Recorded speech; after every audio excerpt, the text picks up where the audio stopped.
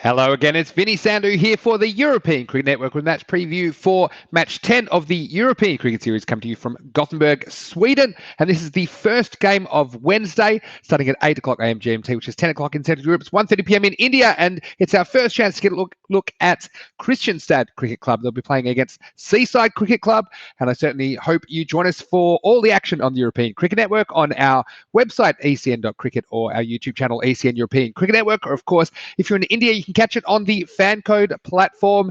And if you don't already, why don't you follow us on social media, because there's so much happening in the world of European cricket. And this is getting really interesting in Gothenburg, Sweden. We have 3 more days of the tournament, and we're going to find out on Friday who will reign in Sweden. So let's have a look at what's happening on the Wednesday. And we actually have 6 T10 games 10 through 15 of the tournament. So wherever you are in the world, make sure you sit down, find a comfy spot, maybe get some popcorn and your favorite beverage, and get ready for almost 12 hours of T10 action.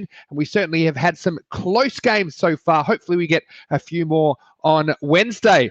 So let's get to this match between Kristianstad and Seaside Cricket Club. And we do have some likely teams for you, with Kristianstad led by their captain, Faridullah Kawari, with Niamatullah Musle behind the stumps for them. Of course, it's our first look at Kristianstad, and they actually have 4 of their 6 group games played on this Wednesday. So if Seaside had Super Tuesday, I'd say that Kristianstad have a weary Wednesday, really. So let's see how they go. They will be catching up to the other teams in by way of games played, and they will play 4 on the Wednesday. They'll play 2 on the Thursday. So Seaside, they played their Super Tuesday on day 2 of the tournament. They won all 3 of their games. They had to navigate also against the weather, but they were able to complete their 3 games and came up with 3 wins, although they had a bit of a scare in a thrilling match against Jönköping in the first game of the day, where they won on a golden ball, and we finally saw it there. And they'll be led by their captain, Umer Chowdhury, with Ahmad Zafar behind the stumps for them. I do expect them to rest quite a few players, because this is the only game for the Wednesday. So if they rest some players, then those players get a full day off going into their final match on Thursday. And then, of course, finals Friday. So currently Seaside 4-0 and sitting pretty at the top of the table. Let's have a look at Mr. Maximo's 11 to watch, and hopefully you find this information useful to you wherever you're watching around the world. And for Kristianstad, I have super highlighted their all-rounder, Ihsanullah Wafa. Now, this guy is a star player with both bat and ball. He's scored over 50 in every T20 match he has played this season, including a high score of 90 off only 46 balls. He's actually the highest run scorer in the whole of Sweden this season. So this guy is explosive. He scores his runs at a strike rate of over 200, and he scored 26s in only 4 matches. So he's actually scored more runs than all of his teammates in this team combined. So I'm sure they'll be relying on him, and for them to have any chance against Seaside, he will have to fire. He's also a very good bowler, and he'll open the bowling for them as well. I have highlighted some other players there from Kristianstad, including Wahidullah Musle, the middle order batsman. We may see some of his off spin perhaps in the middle overs. And we've got the Shinwaris there, Hafizullah Shinwari. Now, he's listed as a bowler, but he may be thrown up to the top of the order as a bit of a gamble to try and get them off to a fast start, because he does have a good strike rate in short form cricket, as well as Azim Shinwari. Now, he'll open the bowling for them. He's their leading wicket taker this season. So for Seaside, they have a lot of star players, but I have super highlighted their captain, Umer Chowdhury. Now, so far, he started with a duck, but he came into a bit of form, including a 44 on day 2 of the tournament. But I think he could get some serious runs here on day 3, especially if they bat first. So one of the things with Seaside is they bowled first a lot of the time and held their opponents to quite low scores. So they haven't had a chance to really get going with the bat, because they've only been chasing 50, 60 or 70 runs. So if they bat first, I think Umer Chowdhury could go big. I've also highlighted their keeper, Ahmad Zafar, as well as Harinder Kuranga. Well, he's given the gloves back to Amar on Wednesday morning, so he won't have the gloves, but he is a top order batsman, and I think he could find some form in this game. Also, I had to highlight the beast, Mokhtar Gulami. Well, he might be the beast, but he was kind of in hibernation yesterday, and perhaps the rain affects his powers because he wasn't quite on his game. But hopefully Wednesday, the rain stays away and we'll see beast mode reactivated. And also, I've put all of their 3 frontline bowlers there, Ashik Hussain, Aditya Aurora, and Usman Sawa, who was the golden ball hero from their opening match of Super Tuesday. So I certainly enjoyed all the action there from Gothenburg on day 2 of the tournament.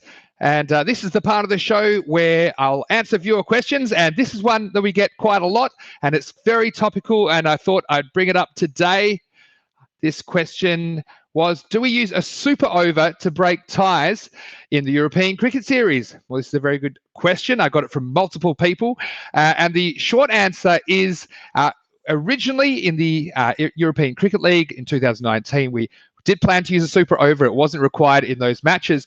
But what we found with the T10 format is we wanted a fast way to break ties. And we didn't really want ties because they can affect the group standings, and they're not really good for the overall makeup of the tournament. So we want to have winners in the games. Of course, sometimes there's no results and because of rain and weather, and there's not much you can do about that. But we do want to see winners in these T10 games. So we have devised a 1-ball tiebreak system.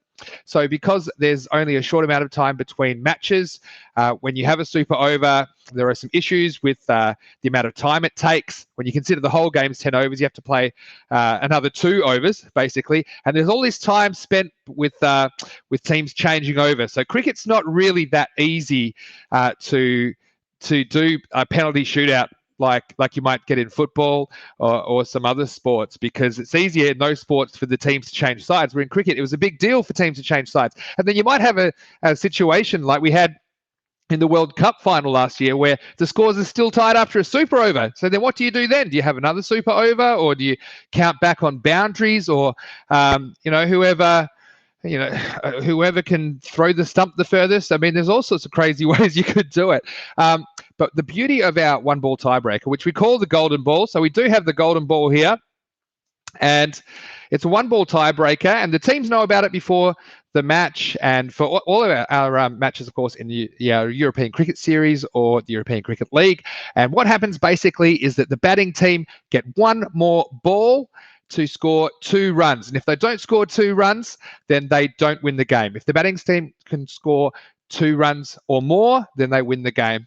So anyone can face the golden ball as long as they haven't been dismissed in the innings, and the bowler will be the bowler that bowled the last ball in that second innings. So it's just a really quick way to sort out a tie. Now, if you were watching yesterday in the first match of the game between Seaside and Jönköping, there was a golden ball, and unfortunately we had some technical difficulties, so it didn't really capture the moment as we would have liked, because we only saw it from a long distance and we had the music playing, and we do apologize for that. Now, I did hear at the ground it was absolutely bananas, because there's a 3-minute timeout taken before the golden ball where the players get set, and really I can't imagine what it would have felt like to be the bowler and the batsman in that situation. So what happened on this golden ball is that the batsman hit it out to deep mid wicket, and it went pretty close to the fielder. They got 1 run, and the fielder wasn't able to pick it up in time and make the run out. So what would have happened in that situation? The fielder came back and threw the ball to the bowler and ran the guy out, then the fielding team would have won the game.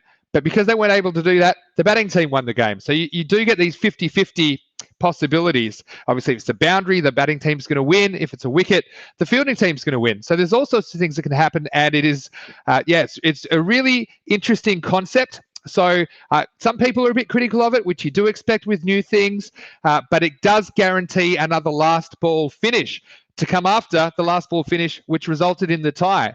So hopefully we see some more golden balls. So far, we had 1 pre-coronavirus interruption and 1, of course, in this tournament. So, and they've both gone to the batting team. The first one was a bit lucky. It was an edge over the short third man. This one was a 50-50, but it went to the batting team. So that is the answer to that question. Thank you for bringing it up. And as far as this game goes, well, Seaside, they might be resting a few players, but I think they'll have enough to get over Kristianstad and make it 5 in a row. But this could be a lot closer than a lot of people think, just because Seaside are fielding a few different players in this game. And I put Umed Chowdhury, the captain, to be the star player. So we hope you enjoyed the show today. Don't forget to send those questions in. You can do that just simply by commenting on this video. But for now, this is Vinny Sandhu for the European Cricket Network saying enjoy the game and see you next time.